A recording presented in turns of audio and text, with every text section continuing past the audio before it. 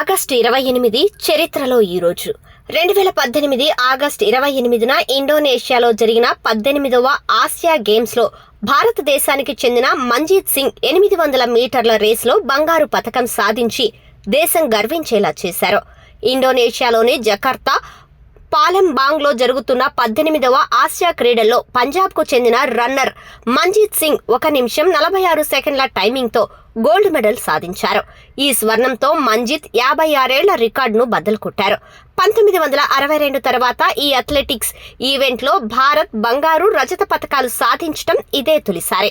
1962లో భారతదేశానికి చెందిన మిల్కా సింగ్, మఖన్ సింగ్ ఇదే ఈవెంట్లో భారతదేశానికి రజత ఇంకా బంగారు పతకాలు సాధించారు. 800 మీటర్ల రేస్ను 2 ల్యాప్ల రేస్గా పిలుస్తారు. ఇందులో రన్నర్ వేగం ఇంకా సత్తువ రెండింటినీ సరైన బ్యాలెన్స్ ని సాధించాలి.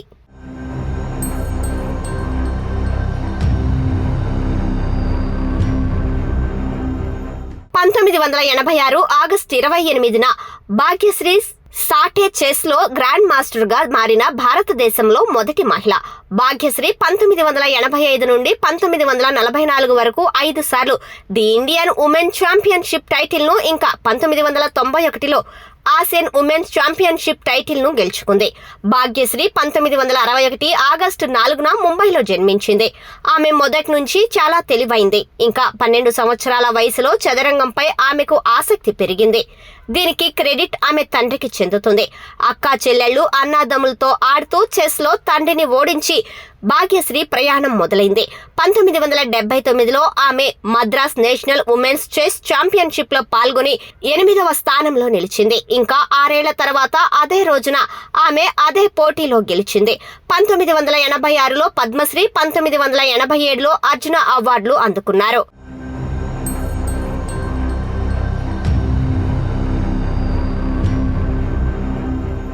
1904 ఆగస్టు 28న భారతదేశంలో తొలిసారిగా కార్ల ర్యాలీ జరిగింది. ఈ 40 కిలోమీటర్ల ర్యాలీ కోల్కతా నుండి ఆర్మీ కంటోన్మెంట్ సిటీ బరాక్పూర్ వరకు సాగింది. ఆటోమొబైల్ అసోసియేషన్ ఆఫ్ బెంగాల్ దీనిని నిర్వహించింది. అప్పట్లో ఇది చాలా గొప్ప కార్యక్రమంగా భావించేవారు. వాస్తవానికి ఇది ర్యాలీ కాదు, సుదూర ఆహ్లాదకరమైన ప్రయాణం. దీనిలో ప్రజలు మహారాజా బహదూర్ సర్ జితేంద్ర రావు మోహన్ ఠాగూర్ యొక్క కంట్రీ స్టైల్ హౌస్ లో టీ కోసం వచ్చారు. ఆ కాలంలో కార్లు చేతితో తిరిగిన మీటర్లతో ప్రారంభించబడ్డాయి. ఇంకా వాటి టైర్లు ఎప్పుడైనా పంచర్ కావచ్చు. కాబట్టి వాటిలో ఎక్కువ దూరం ప్రయాణించడం ప్రమాదకరం.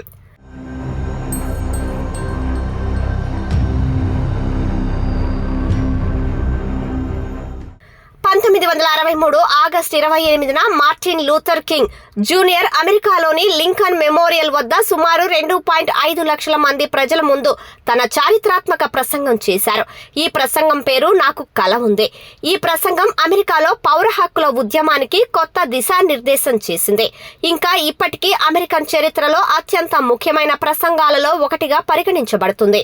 1960వ దశకంలో అమెరికాలో జాతి వివక్ష, అసమానతలకు వ్యతిరేకంగా ఉద్యమం ఊపందుకుంది. ఈ పరిస్థితుల్లో పౌర హక్కుల నాయకులు 1963 ఆగస్టు 28న వాషింగ్టన్ డీసీలో భారీ ర్యాలీ నిర్వహించారు. ఈ ర్యాలీ అమెరికా చరిత్రలో అతిపెద్ద ర్యాలీల్లో ఒకటి.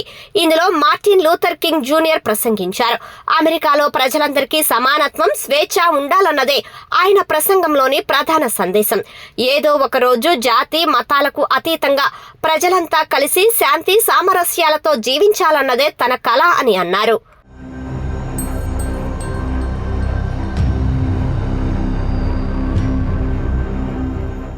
మరియా ఇసాబెల్ కాపోవిల్లా 2006 ఆగస్టు 28న మరణించారు. ఆమె మరణించే సమయంలో ప్రపంచంలోనే అత్యంత వృద్ధ మహిళగా పరిగణించబడుతుంది. ఆమె మరణించే సమయానికి కాపోవిల్లా వయసు 116 సంవత్సరాలు. మరియా కాపోవిల్లా 1889 సెప్టెంబర్ 14న ఈక్విడార్లోని గుయాక్విల్ నగరంలో జన్మించింది. ఆమె తండ్రి కల్నల్ ఇంకా ఆమె ఉన్నత సామాజిక తరగతి కుటుంబానికి చెందింది. మరియా తన జీవితమంతా ఆరోగ్యకరమైన జీవనశైలిని నడిపింది. మరియా కాపోవిల్లా ఆస్ట్రేలియన్ నేవీ అధికారి అయిన ఆంటోనియో కాపోవిల్లాను వివాహం చేసుకున్నారు. ఆమెకు 5 పిల్లలు ఉన్నారు. వారిలో 3 ఆమె జీవితకాలంలో మరణించారు. ఆమె 2 పిల్లలు ఆమెను చూసుకున్నారు. మరియా కాపోవిల్లా 2006 ఆగస్టు 28న 116 సంవత్సరాల 347 రోజుల వయసులో మరణించింది. ఆమె మరణం తర్వాత ఆమె జీవిత కథ ఇంకా ఆమె సుదీర్ఘ జీవితానికి ప్రేరణ ప్రపంచవ్యాప్తంగా ప్రజల్లో ప్రజాదరణ పొందింది.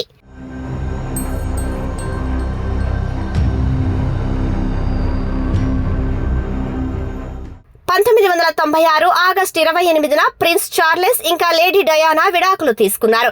విడాకులు బ్రిటన్లో ఇంకా ప్రపంచవ్యాప్తంగా బాగా ప్రచారం చేయబడ్డాయి. ఎందుకంటే ఇది రాజ వివాహానికి ముగింపు పలికింది. ప్రిన్స్ చార్లెస్ బ్రిటిష్ సింహాసనానికి స్పష్టమైన వారసుడు. ఆయన 1981 జూలై 29న లేడీ డయానా స్పెన్సర్ ని వివాహం చేసుకున్నారు. వారి వివాహం తర్వాత ప్రిన్స్ చార్లెస్ ఇంకా లేడీ డయానాకు 2 కుమారులు ఉన్నారు, ప్రిన్స్ విలియం ఇంకా ప్రిన్స్ హ్యారీ.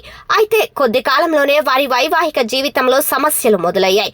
డయానా మానసిక ఆరోగ్య సమస్యలు ఇంకా చార్లెస్ మాజీ girl friend Camilla Parker bowls తో తనకున్న సంబంధంతో సహా తన ఇబ్బందుల కారణం గురించి చాలా సార్లు బహిరంగంగా మాట్లాడింది. 1992లో చార్లెస్ ఇంకా డయానా అధికారికంగా విడిపోతున్నట్లు ప్రకటించారు. ఇంకా 1996 ఆగస్టు 28న ప్రిన్స్ చార్లెస్ లేడీ డయానా విడాకులు తీసుకున్నారు. విడాకులు తీసుకున్న సరిగ్గా 1 సంవత్సరం తర్వాత 1997 ఆగస్టు 31న లేడీ డయానా ప్యారిస్ లో కారు ప్రమాదంలో మరణించింది.